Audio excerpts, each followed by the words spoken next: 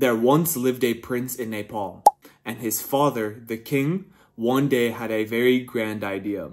He was going to give his son the perfect life. His son would never experience a moment of pain or suffering. Every want or need would be taken care of at all times. To prevent even the knowledge of suffering, the king decided to build high walls surrounding the palace so that the son would have no idea what was going on in the real world. The king spoiled his son with food, gifts, and servants, obeying his every wish and command. And as you might expect, the prince grew up without any knowledge of pain or suffering. And as you also might expect, as the prince got older, he quickly got bored of all of these endless luxuries. Every gift and luxury that was given to him soon became valueless, and he felt empty, because if you're given the same thing every single day, you start to lose value for what it is. So one day he had the idea of escaping the palace. He had one of his servants drive him out to the nearby city. And what he saw there shocked him. For the first time in his life, he saw the true reality of human suffering. He saw disease, he saw poverty, he saw people starving on the streets. And seeing all of this for the first time basically caused him to have an existential crisis. He came back later that night to the palace, basically so shocked at what he had seen, he resented his family and especially his father from shielding him from all of what was really going out there in the world. He basically blamed his father for making him so miserable by giving him only endless luxuries. He thought that his perfect upbringing is the reason for why he was feeling so empty inside. So the very next day, he decided to leave the palace to never return. He thought he would live like a regular man living on the streets. And for years, he was exposed to everything that I had mentioned earlier. Disease, extreme poverty, going through days without eating and begging for rations. And after several years of living like this, the prince himself had a major realization. Leaving the palace and deciding to just live a life of suffering was a really stupid idea. He realized that he had gained nothing from this experience. Realizing how idiotic this idea was, he decided to go clean himself up, wash himself in the river, and go sit by a nearby tree. He vowed that he would not leave from this tree until he realized what the point of human existence was. And what he determined was this, that life itself is a form of struggle. Every single human goes through some form of suffering, and while some humans go through more painful types of suffering, there is not a soul on earth who does not experience struggle. Because of this, we should learn to let go rather than trying to resist pain or suffering. This prince, because of all of his realizations, later became known as Buddha, and he shared all of his findings and his teachings with other people, which eventually led to Buddhism. And by the way, Buddha also had another crazy realization. He said that you should subscribe to this channel for more content like this.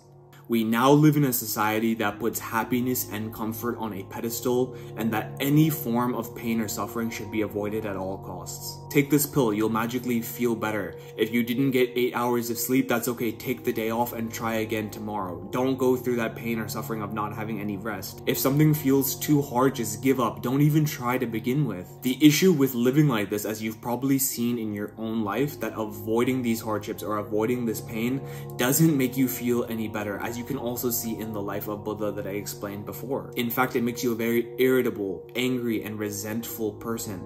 You feel good in the moment, but after a while, you feel like a diluted turd sack.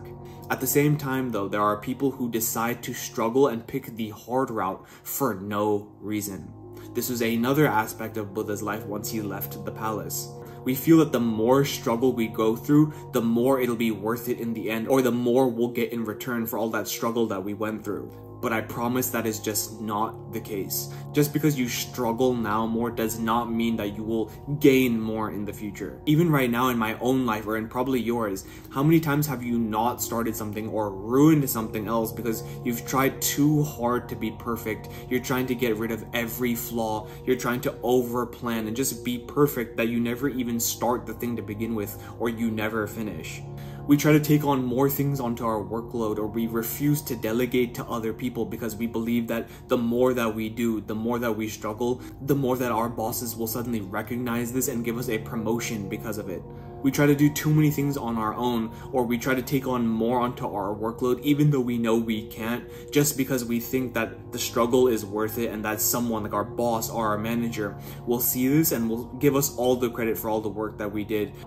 There are many of you watching who consistently shoot yourself on the foot, thinking that the more pain and suffering that you go through is going to lead to a greater outcome. Struggling for the sake of it has no purpose and will also equally make you angry and resentful. Now that you know that a life of just happiness is not possible and that pain and struggle is inherent, what do? You must pick problems in your life that you do want. You want to choose your problems very wisely. Problems that are worth having. Every single action that you take creates a new problem. For example, getting a gym membership creates a new problem. Now you have an extra monthly bill to pay. You have to get up early and work out before work, or work out late after work when you're already tired. Getting into a relationship creates the problem of worrying about the other person. Where are they? Why haven't they come home? Why aren't they responding to me? Are they cheating on me? It's up to you to choose the problem that you want. Being single might be boring and lonely at times. Being in a relationship might be overwhelming and stressful at times. Getting up to play basketball at 5 a.m. and practice all day long is extremely hard. But so is sitting on the couch and just watching TV all day. You just experience the bad end of these problems at different times. You need to realize that happiness doesn't come from an absence of problems. It comes from solving problems that were worth it to begin with. It comes from achieving goals worth achieving. The joy comes from the journey, the struggle itself, but a struggle that is worth going through. And that is something that I sometimes forget myself, only focusing on the end result rather than the process and the journey every single day. Hopefully this video helps, and as always, I wish you all the utmost success because there's plenty for all of us. Mwah.